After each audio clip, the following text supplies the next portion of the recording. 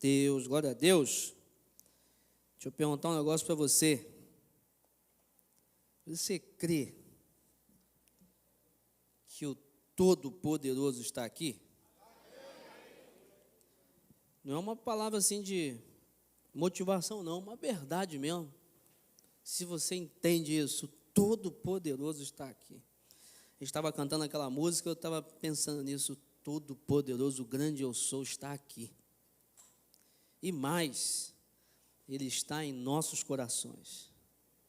Não é lindo isso? O Espírito Santo do Senhor, o grande eu sou, Todo-Poderoso, está aqui entre nós. Por isso você precisa aproveitar esse momento. Você precisa aproveitar todos os momentos diante do Senhor, porque Ele pode fazer todas as coisas. Mas, acima disso, antes de você entender que Ele pode fazer todas as coisas, Ele quer se relacionar com você de forma intensa. E essa é a principal bênção ou resultado que nós temos sobre a presença do Senhor. Ele está aqui, quer se relacionar com a gente. E Ele quer que a gente viva um milagre da presença dEle em nós todos os dias. E eu quero convidar você agora a abrir a sua Bíblia no livro de Atos dos Apóstolos, carinhosamente por mim chamado de Atos do Espírito Santo na vida dos apóstolos, ou através da vida dos apóstolos, no capítulo 8, nós vamos ler a partir do versículo de número 9, Atos, capítulo 8, a partir do versículo 9.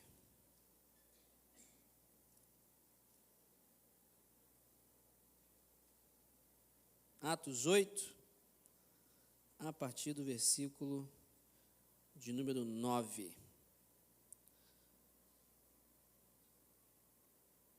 E a palavra de Deus diz o seguinte: havia naquela cidade um homem chamado Simão, que praticava artes mágicas e deixava o povo de Samaria admirado. Dizia ser alguém muito importante, e todos lhe davam ouvidos, do menor ao maior, dizendo: este homem é o poder de Deus, chamado o grande poder. Davam atenção a ele porque durante muito tempo os havia impressionado com as suas artes mágicas. Quando, porém, deram crédito a Filipe, que os evangelizava a respeito do reino de Deus e do nome de Jesus Cristo, iam sendo batizados tanto homens como mulheres. O próprio Simão abraçou a fé e, tendo sido batizado, acompanhava Filipe de perto, observando, extasiado, os sinais e grandes milagres praticados. Quando os apóstolos que estavam em Jerusalém ouviram que o povo de Samaria tinha recebido a palavra de Deus, enviaram-lhes Pedro e João. Chegando ali, oraram por eles para que recebessem o Espírito Santo, pois o Espírito ainda não havia descido sobre nenhum deles. Tinham apenas sido batizados em nome do Senhor Jesus. Então, lhes impuseram as mãos e eles receberam o Espírito Santo. Quando Simão viu que pelo fato de os apóstolos imporem as mãos era concedido o Espírito Santo, ofereceu-lhes dinheiro, dizendo: deem também a mim este poder, para que a pessoa sobre a qual eu impuser as mãos receba o Espírito Santo. Mas Pedro respondeu: que o seu dinheiro seja destruído junto com você, pois você pensou que com ele poderia adquirir o dom de Deus. Não existe porção nem parte para você neste ministério, porque o seu coração não é reto diante de Deus. Portanto, arrependa-se desse mal e ore ao Senhor. Talvez Ele o perdoe por esse intento do seu coração, pois vejo que você está cheio de inveja e preso em sua maldade. Simão disse aos apóstolos: peço que vocês orem ao Senhor por mim, para que não me sobrevenha nada do que vocês disseram. Eles, porém, tendo dado o seu testemunho e pregado a palavra do Senhor, voltaram para Jerusalém e evangelizavam muitas aldeias dos samaritanos. Que Deus abençoe sua palavra em nome de Jesus. Irmãos, o livro de Atos, ele narra os 30 primeiros anos da história da igreja. Jesus vem a esse mundo, viveu 33 anos, 3 anos e meio de ministério, morreu, ressuscitou, foi aos céus, e ele disse que ele enviaria o Espírito Santo. Isso aconteceu em Atos 2, e a partir daí a igreja começa a existir, ou seja, a igreja de Cristo, e Lucas, ele narra 30 anos desse início de história, das coisas que aconteceram no início, da ação do Espírito Santo, de como as coisas ali aconteciam pela intervenção do Espírito. E é interessante que, nesse momento aqui do livro de Atos, Lucas, o autor do livro de Atos, Lucas, ele vai mostrar que o diabo, ele começa a atacar a igreja, o crescimento e avanço da igreja, com outras ferramentas que não estava usando anteriormente. Bom, em Jerusalém, nós estamos falando de Samaria aqui nesse momento, mas em Jerusalém, o diabo, por exemplo, estava usando ali pessoas de dentro da igreja. Pessoas que estavam no dia a dia da igreja, que estavam começando a trair Jesus, a trair o Espírito Santo, a mentir para o Espírito Santo e para a igreja. Sinal aqui visto em Atos 5, através de Ananias e Safira.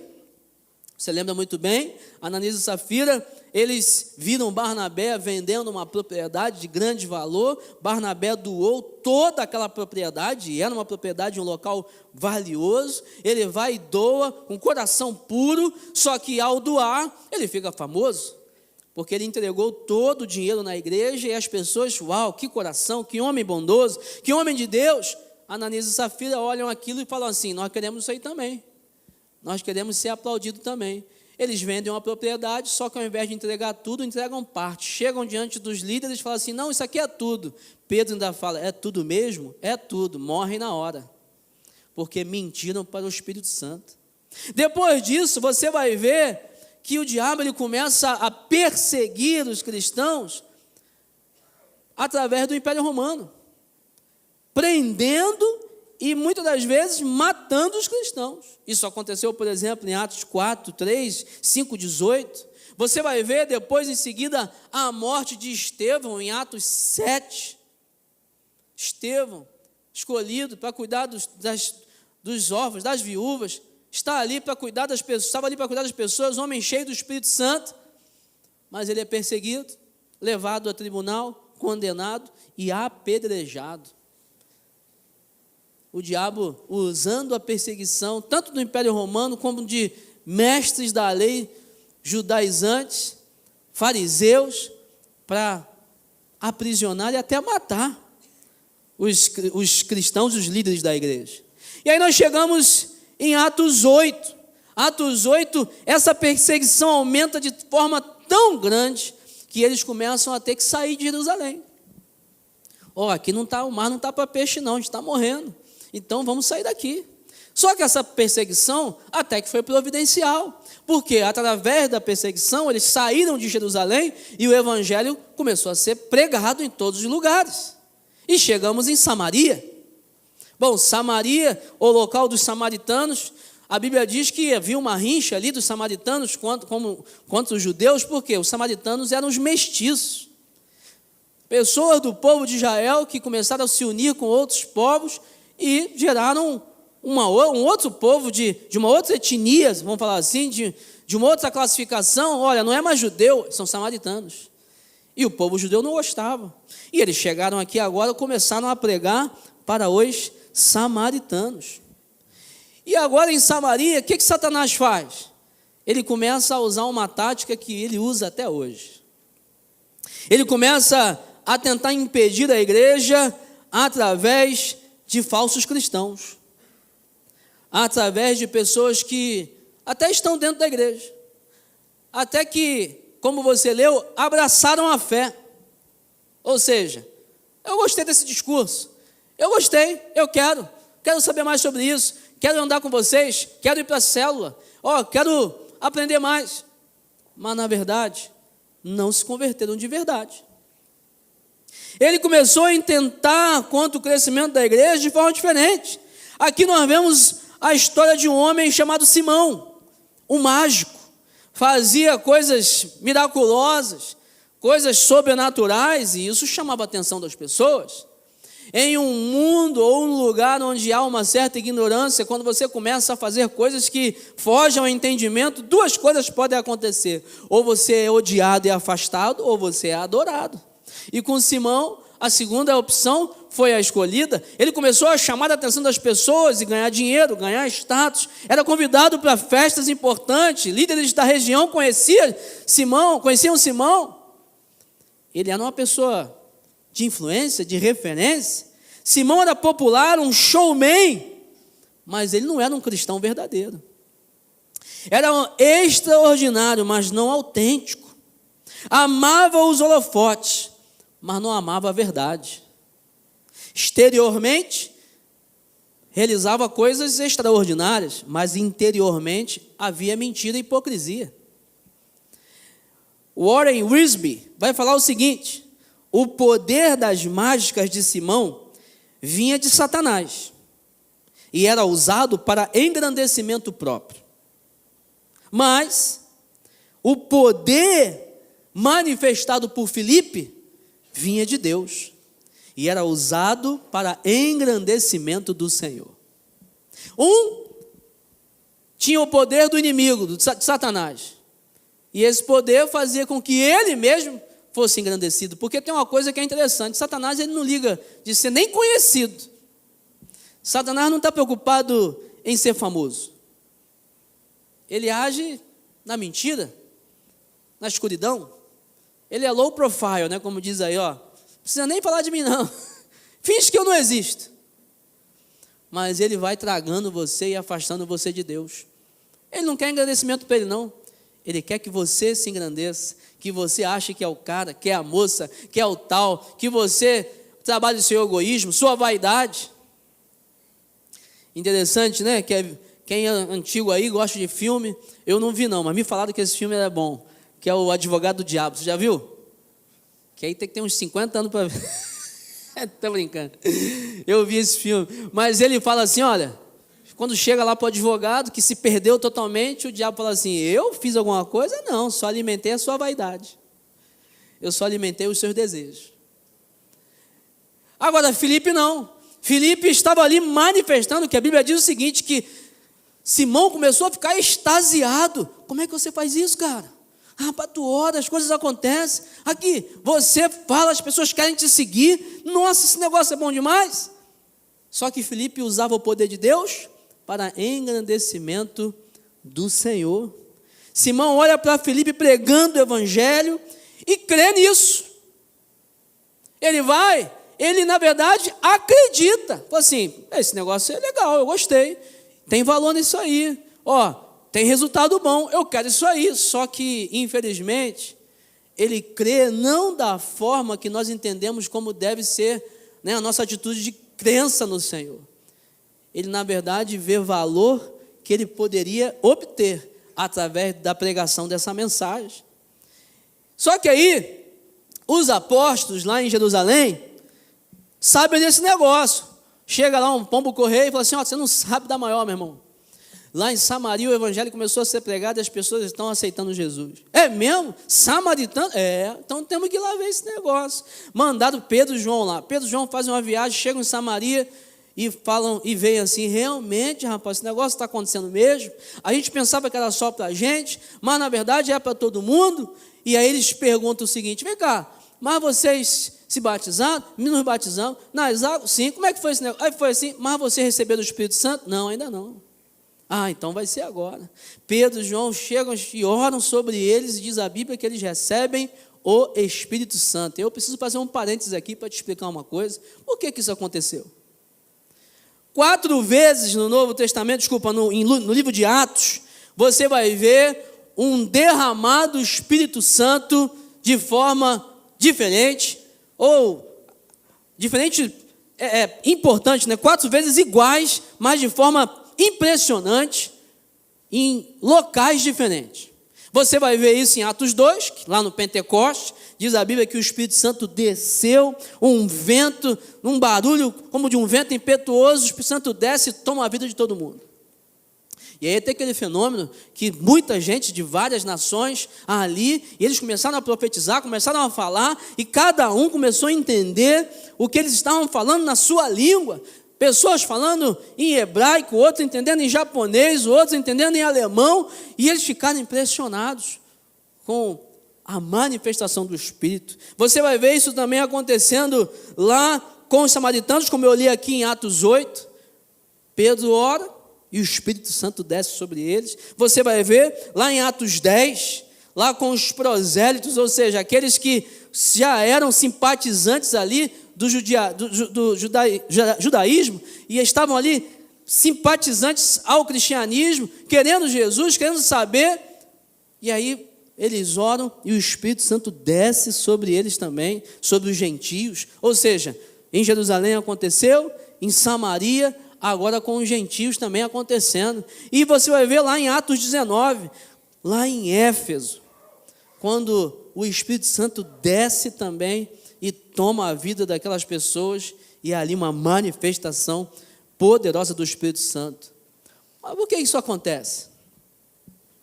Por que isso aconteceu dessa forma? Ora, tem uma questão que é importante. Esses 4 grupos aqui mostram a universalidade do Evangelho. Por quê? Paulo vai falar em Efésios sobre um mistério. Até a volta de Jesus, até a chegada de Jesus e a sua ressurreição, havia um mistério, que só foi revelado em Jesus, que nem os anjos sabiam desse mistério. Você sabe qual é esse mistério? Paulo fala em Efésios o seguinte, que o Evangelho é para todos, inclusive para o gentio, para o grego, romano, para o judeu, para todo mundo. O Evangelho é para todos, nem os anjos sabiam, porque todo mundo pensava que era só para Israel. Tinha que se converter ao judaísmo, tinha que virar do povo de Israel. Só que aí, Jesus, ele muito inteligente, lá em Atos 1,8, o que ele falou? Vocês vão receber poder para vocês serem testemunhas. Aonde? Em Jerusalém, Judeia, Samaria e confins da terra. Nesses 4 momentos de Atos, Deus mostra a profecia de Jesus sendo cumprida. Ei, sabe aquele mesmo Espírito Santo que desceu em Jerusalém? Então, é o mesmo que desceu agora em Samaria. É o mesmo que desceu agora na Judéia. É o mesmo que desceu nos confins da terra. É o mesmo. Agora, concorda comigo que o judeu ele é assim. O judeu ele é firme. Por isso que o próprio Deus falou que o povo era obstinado. Se você recebesse Deus, recebesse Jesus, mas se não tivesse a mesma manifestação que eles viram lá em Atos 2, eles iam falar assim, a gente é diferente. A gente recebeu um espírito diferente, porque nós somos povo escolhido. O que aconteceu com a gente teve um impacto maior. Está vendo? Com o gentio foi só uma misericórdia. Mas não. Deus fez questão de mostrar o seguinte, a mesma manifestação em Atos 2, aconteceu em Atos 8, aconteceu em Atos 10, aconteceu em Atos 19. Povos diferentes, regiões diferentes, o mesmo Espírito. E a partir daí, não foi mais necessário a oração dos apóstolos, porque a partir de então, Paulo vai falar tanto em Efésios 1,13, Romanos 5,5, que quando você tem Jesus no coração, você imediatamente recebe o Espírito Santo. Imediatamente você recebe o dom do Espírito Santo. Você precisa imaginar esse sistema de informações como ondas. Veio uma primeira onda. Jesus está vivo. Chegou o Messias. João Batista, sabe aquele que estava pregando? Verdade, preparou o caminho para o reino, para a chegada do reino, com a mensagem do reino. E João Batista estava batizando. Jesus também, com seus discípulos, batizou, perdão dos pecados. Então essa onda foi. Essa onda chegou lá nos outros estados, países. Aí Jesus morreu, ressuscitou, o Espírito Santo desceu. Mas aquela onda primeira já estava. Aí veio uma segunda onda de informação. Agora tem o Espírito Santo também. Então vocês que já creram na primeira onda, precisam crer na segunda, o Espírito Santo. Agora nós não, já recebemos as duas ondas de uma vez só. Jesus está vivo e todo aquele que tem Jesus recebe o Espírito Santo. E Simão, quando ele olha toda aquela circunstância, olha o poder de Deus, a manifestação do Espírito Santo, ele fica interessado. Só que, infelizmente, Simão não mostra características de quem teve uma verdadeira conversão. Irmãos, isso é um perigo muito sério. Porque talvez, dentro de nossa igreja, infelizmente, talvez você pode pensar que é convertido, mas talvez você não seja. Talvez você pode ser como Simão. Até gosta da fé, gosta da igreja, gosta do evangelho, mas ainda não teve uma transformação através de um encontro verdadeiro com Jesus. Talvez você convive com pessoas que, não, eu gosto de Jesus, eu vou na igreja, mas não tiveram uma transformação verdadeira com Jesus, ainda não viveram o que nós chamamos de milagre da salvação. O milagre da salvação que vem através também do recebimento da presença do Espírito Santo. Eu quero, através desse texto, falar sobre esse tema e responder a pergunta: como viver o milagre da salvação e o recebimento do Espírito Santo? Bom, primeira coisa é através de uma atitude correta. Você vai ver no versículo 18 a 20, seguinte: quando Simão viu que pelo fato de os apóstolos imporem as mãos, era concedido o Espírito Santo, ofereceu-lhes dinheiro, dizendo: dê-me também a mim este poder, para que a pessoa sobre a qual eu impuser as mãos, receba o Espírito Santo. Mas Pedro respondeu: que o seu dinheiro seja destruído junto com você, pois você pensou que com ele poderia adquirir o dom de Deus. Simão ofereceu dinheiro. Pô, eu quero esse negócio também. Como é que eu... Já puxou a carteira, quanto é? É pago à vista? Como? Estou aqui, só falar o preço, eu dou. Ele automaticamente se interessou, quis também, mas infelizmente usou uma atitude incorreta. Ele tenta comprar o poder do Espírito Santo. Por isso que eu falei há um pouco tempo atrás aqui, não adianta, a gente oferta, a gente doa, a gente devolve o dízimo, não estamos comprando nada. Nós não estamos fazendo mais do que a nossa obrigação de obediência ao Senhor e de adoração a Ele, mas nós não compramos nada. Não existe ação nossa, não existe pagamento, não existe trabalho que faça com que a gente ganhe a salvação do Senhor. Não tem como. É algo imerecido e em que já foi pago o preço. Foi o sangue de Jesus. Só que Simão tinha esse entendimento pagão, um entendimento corrupto, um entendimento deturpado, da necessidade de oferecer algo para ganhar algo em troca. Quando a mensagem do Evangelho é muito simples: ei, você quer a salvação? Quero, então creia. Creia. Ah, pastor, mas é muito simples, a salvação é algo muito sério. Salvação é livrar você de uma vida eterna de condenação no inferno. É isso que a gente está falando. E é assim de graça. Meu irmão, Deus que fez essa regra, não foi eu não. E graças a Deus por isso. Não fica inventando não para ele não mudar. Deixa essa regra aí que é boa demais. É de graça. Eu não posso nem falar para você assim, não, se você perseverar até o fim, você vai ganhar a salvação. A Bíblia não diz isso. Sabe por quê? Porque se eu chego lá no céu, vou dar um abraço em Jesus. Jesus, caramba, que bênção, cheguei até aqui. Estou no céu, abraço Jesus, obrigado pelo teu sacrifício. E eu também perseverei. Opa, estou dividindo agora com Jesus. Estou falando que eu também fui responsável por chegar no céu. E a Bíblia fala que a salvação não é por obra, né? Efésios 2:8, não é por obras para que eu e você não possamos nos gloriar com isso. É pela graça, mediante a fé. É acreditar. É acreditar numa mensagem: ei, Jesus ama tanto você, que Ele deu sua vida por você, morreu por você, ao terceiro dia Ele ressuscitou, Ele está vivo. Se você crê nisso, entregar sua vida a Jesus, você tem a salvação. É isso. João, em uma das suas cartas, já fala assim: filhinhos, deixa eu falar um negócio para vocês, fiquem em paz, vocês têm a salvação. Tem, acabou, está resolvido, é de vocês. Ele ainda vai falar assim, ó, se vocês pecarem, quando vocês pecarem, porque eu sei que vocês vão pecar, vocês têm um advogado, é Jesus. Peça perdão, ele perdoa vocês. Mas a salvação é assim. A atitude correta para eu ter a salvação é qual? Crer. Agora, claro, é simplesmente acreditar que Jesus existe? Não, porque o diabo também acredita, ele sabe que Jesus existe, os demônios sabem que Jesus existe, até tremem quando Jesus chega, mas eles não têm a salvação. Salvação envolve crer, e esse crer envolve entrega, envolve obediência, envolve relacionamento como consequência natural de quem crê.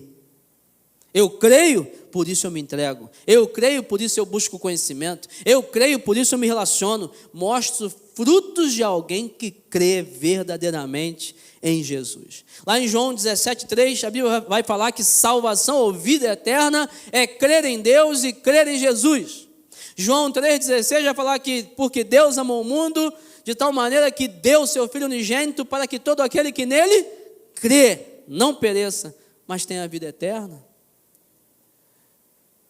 Nós vamos ver lá em Romanos 10:9, Paulo vai dizer o seguinte: ei, se você confessar com a sua boca, crer com o seu coração que Jesus é Senhor, você tem a salvação. É crer.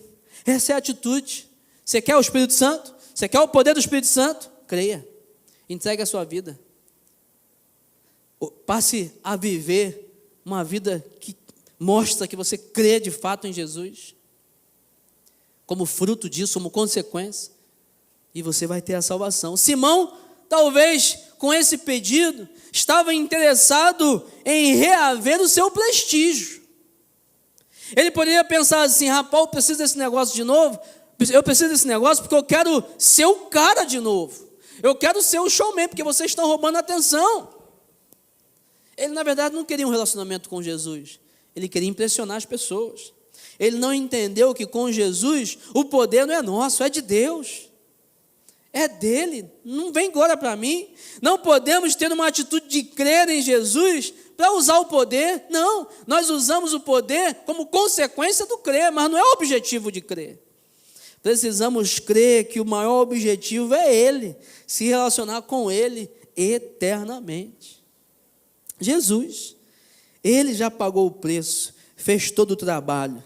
Nosso papel é crer, com o coração sincero, mostrando ao mundo que temos um Deus, um Senhor, e se temos um Senhor, nós obedecemos a esse Senhor. Crer é muito mais que acreditar, é se entregar e passar a obedecer. Que eu e você possamos ter essa atitude correta demonstrada todos os dias da nossa vida. Nós cremos, por isso obedecemos. Cremos em Jesus de todo o coração, para vivermos eternamente com Ele. Segundo lugar, como viver o milagre da salvação e o recebimento do Espírito Santo? Bom, atitude correta, mas também com um propósito correto. O versículo 21 diz: não existe porção nem parte para você nesse ministério, porque o seu coração não é reto diante de Deus. Simão queria o poder para usar com as pessoas. Ele não queria um relacionamento. O coração dele, diz a Bíblia, que não era reto, ou seja, não era íntegro, não tinha uma motivação correta, tinha alguma coisa escura ali, uma coisa de hipocrisia, que ele até queria estar no meio, mas ele queria para propósitos errados. Queria para ter vantagens, queria para ser servido, para poder ganhar coisas com isso. Foi o que aconteceu, como eu falei, para Ananias e Safira. Olharam o que aconteceu com Barnabé, falaram assim: nós queremos ser aplaudidos também. É bom demais. Quem não quer ser aplaudido? Quem não quer receber um tapinha nas costas? Pô, legal, hein, cara, que você fez aí, foi bom pra caramba. Não tem nenhum pecado nisso. Mas quando o nosso propósito é esse, nosso coração está errado. Eu não faço para ser aplaudido, eu faço por amor. Eu faço porque eu quero agradar. Eu faço porque eu quero doar. Eu faço porque eu quero me relacionar. Esse é o princípio de serviço, pelo menos de serviço cristão. E eles, interessante, que Ananias e Safira, assim como Simão, já estavam no contexto da igreja. Estavam dentro da igreja. Estavam ali servindo, talvez pregando, talvez abrindo uma porta no louvor, talvez numa câmera, talvez ali, ajudando alguém. Estava dentro da igreja, mas com um propósito errado, com a motivação errada. Queriam ficar bem com as pessoas, serem aplaudidos, mas infelizmente o coração foi revelado. Pedro logo viu isso em Simão e o alertou, mostrando as intenções do coração dele. Ele falou assim: ei, rapaz, deu ruim para você, rapaz, guarda teu dinheiro. Você já percebeu, teu coração não está bom não, você está com a intenção errada. E outra coisa, desse jeito não tem negócio, não tem acerto, Deus não vai chegar, Deus não vai descer sobre a sua vida, não tem como. O teu propósito está totalmente diferente daquilo que você precisa ter como propósito. Nosso propósito, ele fala assim: eu e você somos diferentes. Eu quero adorar ao Senhor, você quer glória para si. Eu quero servir pessoas, você quer que pessoas te sirvam. E isso é algo tão delicado, porque às vezes dentro da igreja a gente vai por caminhos perigosos. Você às vezes vem na igreja, se chateia, porque na verdade você não foi servido, porque você não foi ouvido, porque alguém não reparou em você, porque alguém não te abraçou. Calma aí, tudo bem, poxa, é bom receber um abraço, nós temos mesmo que notar as pessoas, falar com as pessoas, ajudar as pessoas, sim, mas você vem na igreja por causa de quê? É para isso? Ou você vem para adorar o Senhor? Você serve as pessoas para quê? Para ser reconhecido? Ou você serve porque você entende que servindo as pessoas você serve ao Senhor? Às vezes a gente precisa parar e analisar. Calma aí, eu não fui reconhecido, não fui aplaudido, ninguém me notou, não falaram comigo, mas calma aí, tudo bem, eu estou fazendo para o Senhor viu, o Senhor está tomando nota de tudo que eu estou fazendo. E quem vai me galardoar, quem vai me abençoar é Ele, não é ninguém. Eu faço para Ele. Agora nós estamos vivos. Por quê? Porque antes estávamos mortos. Mortos sem o Senhor Jesus Cristo. E agora que estamos vivos por causa de Jesus, nós devemos querer viver com Jesus, com a presença dEle, com o propósito de adorar a Ele, com o propósito de servir a Ele, com o propósito de se relacionar com Ele. Esse é o propósito que a gente tem que ter quando a gente tem a salvação. Não há como a gente esconder do Senhor uma motivação, né? Igual quando seu filho, sua filha chega para você pedindo alguma coisa, às vezes te agrada, faz alguma coisinha, chama você de bonito, né? Poxa, papai, eu amo tanto o Senhor, me dá um dinheiro para o meu negócio. A gente sabe, rapaz. A gente sabe. Se a gente nota isso num filho nosso, como é que Deus não sabe da gente? Ele sonda nosso coração, Ele sabe. Eu já falei isso aqui várias vezes. Se você vem para a igreja para ganhar uma bênção, cuidado, porque quando você ganhar essa bênção, talvez você saia da igreja. Se você vem na igreja porque é triste, eu quero alegria, cuidado, porque você, quando ganhar alegria, talvez saia da igreja. Se você vem na igreja por causa de um milagre, quando Deus realizar esse milagre, talvez você vai sair. Não, você vem para a igreja por causa de Deus, ganhando milagre, sendo abençoado, sendo servido, pegando alegria, paz ou não, você vem por causa de Deus. Irmãos, essa semana eu estava pensando nisso, já pensei isso várias vezes. Quem trabalha aqui? Você trabalha muito? Chega na sexta-feira, você fala assim: eu trabalhei demais essa semana. Ou no sábado, né? Aí, você vem para uma igreja como a nossa, que te chama para trabalhar mais ainda. Na igreja, pelas pessoas, né? Você fala assim: pastor, mas eu acordo cedo, segunda-feira. Eu também. 6 da manhã, 6 e pouquinho eu estou acordando. Talvez você acorda até mais cedo que eu.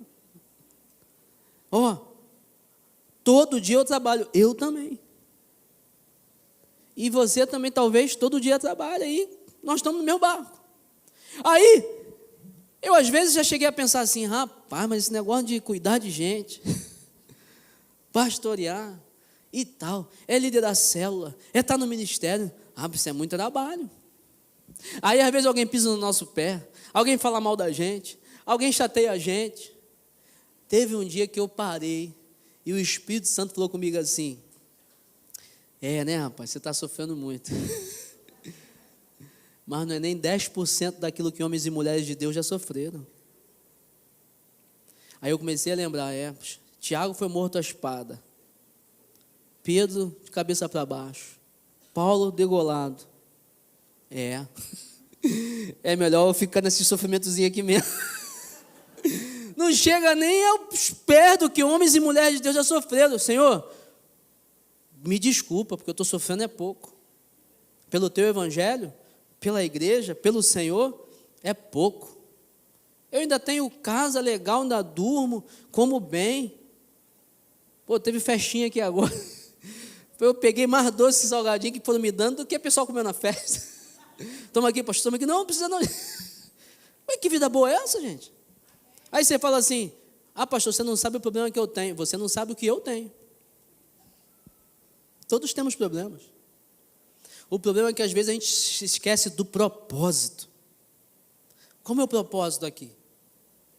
Meu propósito é pregar o evangelho. Meu propósito é levar Jesus ser conhecido às pessoas. Meu propósito é mostrar que mesmo em meio a qualquer tipo de tempestade, problema, eu sou fiel ao Senhor. Eu creio em Jesus, eu tenho paz porque o príncipe da paz está comigo. Eu tenho esperança porque Ele me dá esperança. Eu sei, eu já li. Olha só que coisa boa. Eu já sei o futuro. Tu sabe também? Então lê a Bíblia, Apocalipse, vai falar o futuro. E o futuro é glorioso. Jesus vai voltar, vai reinar. Ele já reina, mas Ele vai tomar conta de tudo aqui, vai acabar com quanto é porcaria, e a gente vai viver eternamente com o Senhor. Pronto, esse é o futuro. É nisso que eu espero e me baseio. Esse é o propósito de estar preparado para a volta do Senhor. E aí, talvez você esteja com um propósito errado. Não, eu estou na igreja, eu quero Jesus, eu quero a bênção, eu quero a Bíblia, eu quero o milagre. Se não tem milagre aqui, eu procuro na outra igreja, eu vou aonde ali que tem gente que cura, que tem gente que... Cara, meu Deus. Qual é o teu propósito? Deus, se relacionar com Ele, ser fiel a Ele, obedecer ou ganhar as bênçãos dEle. Na verdade, se a gente não serve Deus com a motivação correta, a gente vai servir com nossos próprios interesses, para nossos ganhos, nossos próprios ganhos, para objetivar nossas posições, para a gente ser conhecido, para a gente ser famoso, para a gente entrar em certas situações, mas na verdade nós vamos estar mostrando que não entregamos o nosso coração verdadeiramente ao Senhor. Se a gente não investir nossas vidas nesse profundo relacionamento com o Senhor, talvez nós vamos mostrar que Deus não está com a gente. Você não se incomoda, não? Hoje aconteceu um negócio comigo impressionante. Você já deve ter ouvido aqui eu falar que todo dia eu acordo e dou bom dia para o Espírito Santo. Todo dia eu acordo, primeira coisa que eu faço, bom dia, Espírito Santo. Como é que o senhor está? Me usa. Que hoje o dia seja maravilhoso. Quero ouvir tua voz. A primeira coisa que eu falo. Aí hoje eu acordei, comecei a fazer barba e me arrumar e tal. Acordei Dani, acordei Lívia ali e... Aí sabe o que aconteceu? O Espírito Santo falou comigo. Falou assim, está esquecendo nada não? Você não falou comigo hoje. Estou falando com você. Olha o detalhe. Todo dia eu dou bom dia. 10, 15 minutos que eu estava acordado e não tinha falado, ele falou assim, você não me deu bom dia hoje. E eu falei, glórias ao Senhor. Obrigado, Pai, que eu escute a tua voz todo dia. É melhor do que eu ficar vários dias sem falar com o Senhor e a gente perdeu o contato. Isso não acontece contigo, não? Você não fica incomodado, não? Com certas coisas, certos ambientes, certos lugares, certas situações? Se você não recebe o incômodo do Espírito Santo, cuidado. Ou você não tem o Espírito Santo, ou você já não fala com Ele há tanto tempo, que a voz dele nem faz diferença na tua vida. Embora a gente saiba que Deus abençoa, faz maravilha, muda circunstâncias, cura. Nossa principal motivação precisa ser um relacionamento íntimo com o Senhor. Assim como o salmista descobriu, né? Senhor, dentro de todas as coisas que eu posso pedir, eu peço uma coisa só: morar, habitar, estar na tua presença. Podia pedir qualquer coisa, mas disso aqui eu não abro mão. Estar com o Senhor. É o que eu mais quero. É o que eu mais anseio. E em terceiro e último lugar, como viver no milagre da salvação e recebimento do Espírito Santo? Atitude correta. Propósito correto. E permanecer também na condição correta. Salvação é crer.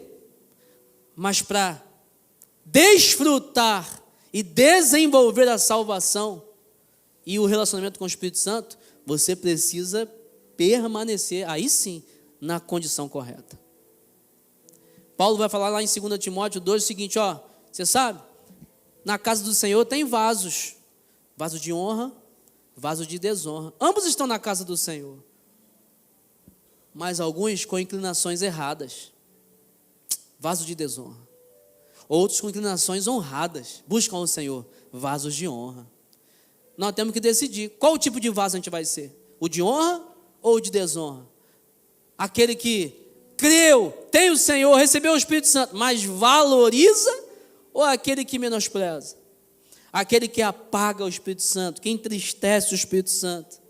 Versículo 22 vai dizer o seguinte: portanto, arrependa-se desse mal e ore ao Senhor, talvez Ele o perdoe por esse intento do seu coração.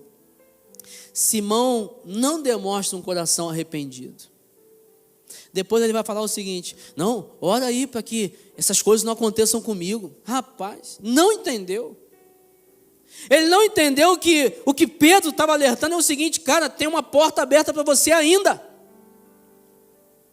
Você pode se arrepender, você pode mudar esse jogo aí, se livrar das consequências do pecado, mas acima de se livrar das consequências do pecado, é restaurar a comunhão com o Senhor. Isso é mais importante.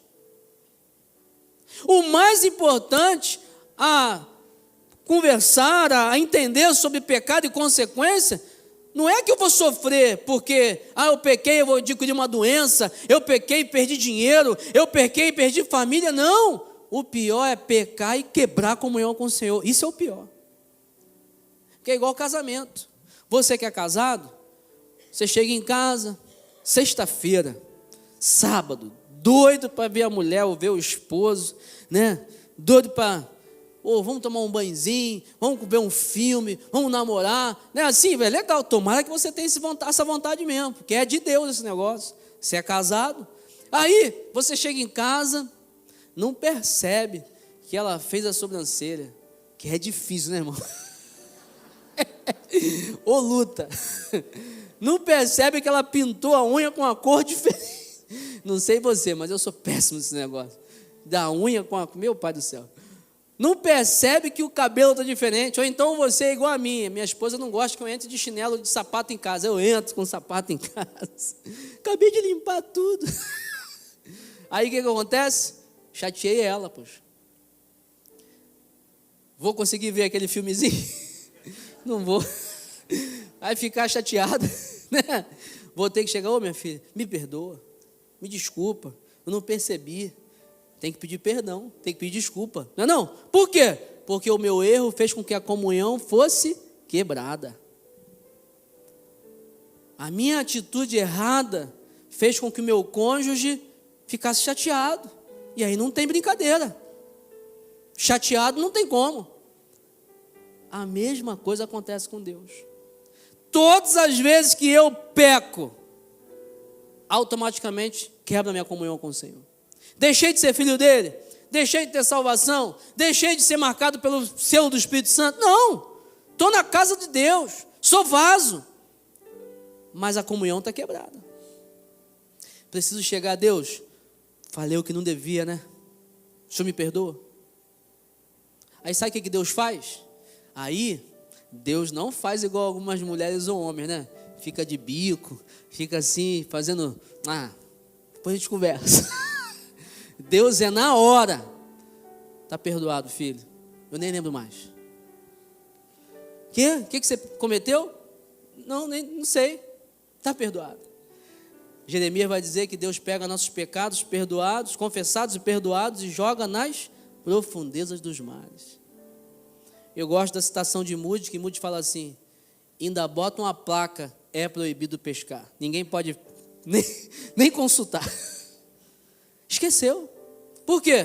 Porque Deus viu um coração arrependido, disposto a mudar. Simão não apresentou esse coração. A gente vai pecar, isso é certo.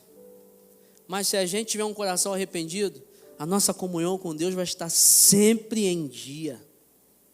Se a gente tiver um coração arrependido, a gente vai estar sempre ligado no Senhor. Não importa se a consequência chegar, não importa se eu vou sofrer, porque se você mentiu, perde uma amizade. Se você matou alguém, você vai para a cadeia. Se você roubou, vai ter que prestar contas. A consequência chega, mas pode até chegar, mas diante de Deus eu quero estar certo novamente. Me perdoa? É o principal. Porque o que mais importa é o Senhor.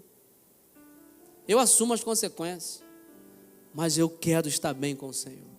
Um coração arrependido. O pecado é sedutor, é bom, é agradável, gente, mas Jesus é melhor. E eu quero fazer uma pergunta a você: o que nos impede de mudar, largar pecados e viver segundo a vontade de Deus? O que nos impede? Olha, eu já conversei com tanta gente, e claro, eu também já tive momentos onde eu estava preso a pecados. Tanta gente é presa a tanta coisa. Um vício de pornografia. Pastor, estou morando junto com a minha namorada. Está errado. Você tem que casar. Sexo é para o casamento, não é para o namoro. Pastor, tem um negocinho de um jogo ali que eu faço, sou viciado ali, rapaz, tem que parar com isso. Vício é pecado. Não, tem uma menina lá no trabalho que eu estou dando mole para ela ali, umas conversas bobas, tem que parar com esse negócio. Você pode lembrar aí de qualquer tipo de pecado. Às vezes você não consegue largar o pecado. Deixa eu te falar um negócio que pode não ser confortável para você ouvir. Sabe por que você não larga esse pecado? Porque você ainda ama mais esse pecado do que Jesus. Essa é a verdade. Porque se você amasse mais Jesus do que esse pecado, você largava o pecado. Porque se você ficar assim, não, eu não posso pecar para não ir para o inferno. Meu irmão, não é esse relacionamento que Jesus quer ter, não. Porque já pensou um casamento assim? Não, eu não vou entrar de sapato em casa para eu não me separar, para Dani não pedir divórcio. Não, eu não vou errar com ela, porque senão ela vai pedir divórcio. Meu Deus, que casamento tenso é esse? Não, poxa, eu não vou errar com ela porque eu amo a minha esposa. Eu quero vê-la feliz. Eu vou falar essas coisas que ela gosta porque eu amo. Eu vou ter essa conduta porque eu amo. Não é porque eu tenho medo de me separar, não.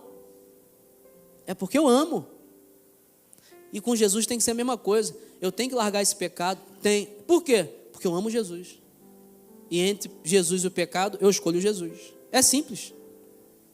Se você começar a estudar bem sua vida, você vai perceber isso, que o pecado te afasta de Jesus.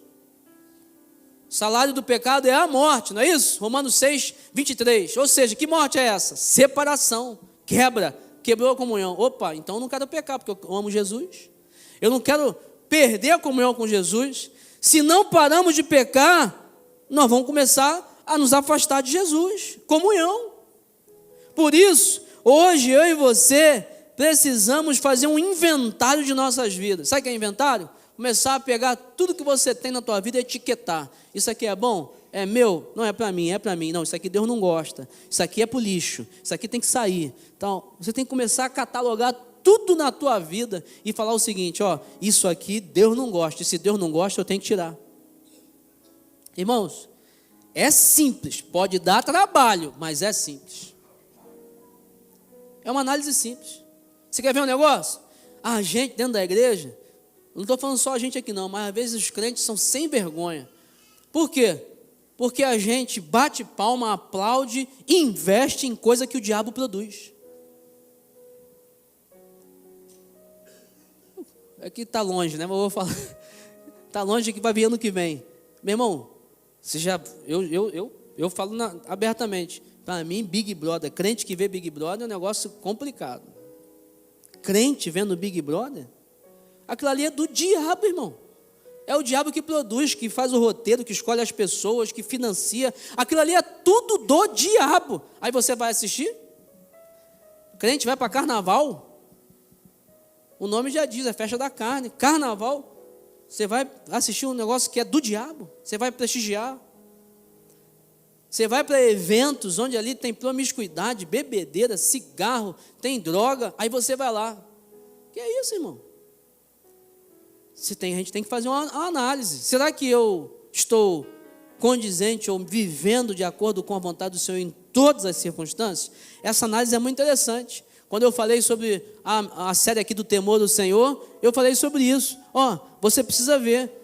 Isso agrada a Deus? Não, não agrada. Então, não é para mim. Deus está feliz com esse evento? Está feliz, então é para mim. Deus está feliz com esse evento? Não, não é, então não é para mim. Isso é temor ao Senhor, porque eu amo o Senhor. Não é porque eu tenho medo, não, é que eu amo o Senhor. É porque talvez você não esteja entendendo que ter o Senhor é maior do que qualquer riqueza que você pode adquirir nesse mundo, nessa vida, e em qualquer tempo de vida que você imaginar. Até porque você só tem essa vida mesmo. Quando você entender, caramba, quanto? $1 bilhão, 100 trilhões de dólares, você nem imagina quanto é isso na sua conta, é muito dinheiro. Ter Jesus é melhor do que isso aí. Se você realmente entender isso e viver isso, se nós entendermos isso, nós vamos começar a vencer o pecado, porque nós já temos autoridade para dizer não ao pecado. Paulo fala isso em Romanos 6 e 7. Nós pecamos muitas das vezes porque nós amamos mais o pecado do que a Jesus. Porque nós queremos o valor ali do pecado, nós somos seduzidos pelo pecado, quando nós tínhamos que olhar para Jesus. Será que nós não estamos escolhendo muito pecado em alguma área, até sutil da vida, e isso tem contaminado toda a nossa vida? Eu tenho uma certeza, irmãos, é uma certeza minha, Jesus está voltando. Eu tenho essa certeza. Se ele vai voltar daqui a 10, 20, 30 anos, 50, não sei. Mas que as dores de parto estão com um período menor entre elas, estão. Nós estamos aí nos princípios das dores, com certeza. Pelo menos nesse tempo nós estamos. Jesus está voltando. Eu não estou falando nem pela guerra de Israel, não. Porque Israel já está em guerra também há mó tempão. Eu estou falando pela maldade que a gente vê no mundo, promiscuidade. Só você andar aqui na rua. Anda aqui que você vai olhar e vai ver assim, Jesus está voltando. De noite então, com esses bares aqui, vem aqui sexta-feira para você ver. De noite, você vai falar assim, Jesus está voltando. E a gente precisa escolher hoje, falarmos igual o Josué falou, eu e a minha casa, nós vamos servir ao Senhor, não tem negócio. É em tudo. Eu e minha casa vamos servir ao Senhor em todas as circunstâncias. Acabou. Porque eu amo ao Senhor. E eu entendo que para que isso inicie nas nossas vidas, um primeiro passo precisa ser dado, que é o passo de crer verdadeiramente em Jesus. E como consequência entregar o caminho da sua vida a Jesus. Você quer fazer isso hoje? Se você está aqui hoje, quer receber Jesus como único e suficiente Senhor e Salvador da tua vida, eu quero te convidar a fazer uma oração comigo. Quero pedir à igreja, a todos vocês, baixem suas cabeças, feche seus olhos. Nós falamos hoje aqui sobre conversão, sobre salvação, mas na verdade nós falamos sobre o amor de Jesus. Porque nós só temos a possibilidade de sermos salvos porque Jesus nos amou. E você hoje pode escolher.